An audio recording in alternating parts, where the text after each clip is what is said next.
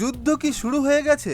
ভেনেজুয়েলায় আক্রমণ করেছে আমেরিকা। নতুন বছরের শুরুতেই বিশ্ব রাজনীতিতে নেমে এসেছে ভয়াবহ সংকট। ডোনাল্ড ট্রাম্প সোশ্যাল মিডিয়ায় ঘোষণা করেছেন ভেনেজুয়েলার প্রেসিডেন্ট নিকোলাস মাদুরো এবং তার স্ত্রীকে বন্দি করে দেশ থেকে বের করে দেওয়া হয়েছে। শনিবার ভোর রাতে রাজধানী কারাকাসে নেমে আসে মার্কিন সেনাবাহিনী। একে একে 7টি বোমা বিস্ফোরণ, আকাশের অনেকটাই নিচ দিয়ে উড়ে যায় যুদ্ধ বিমান। আমেরিকার ডেল্টা ফোর্স অভিযান চালিয়ে বন্দি করে প্রেসিডেন্ট মাদুরো ও তার স্ত্রীকে। ট্রাম্প প্রশাসন দাবি করেছে মাদুরো হচ্ছে মাদক চক্রের প্রধান। ক্যারিবিয়ান সাগরে মাদক বিরোধী অভিযানের নামেই নৌসেনা পাঠানোর কথা আগেই জানিয়েছিল আমেরিকা, কিন্তু মাদুরোর পাল্টা অভিযোগ সম্পূর্ণ আলাদা। তিনি বলছেন ভেনেজুয়েলায় রয়েছে বিপুল পরিমাণ তেল এবং দুর্লভ খনিজ সম্পদ, আর এই সম্পদের লোভেই ওয়াশিংটন তাকে ক্ষমতাচ্যুত করতে চাইছে। ভেনেজুয়েলার শহরগুলিতে জারি করা হয়েছে জরুরি অবস্থা। কলম্বিয়ার প্রেসিডেন্ট গুস্তাভো পেত্রো জাতিসংঘে জরুরি বৈঠকের ডাক দিয়েছেন। এই যুদ্ধ কি তৃতীয় বিশ্বযুদ্ধের সূচনা?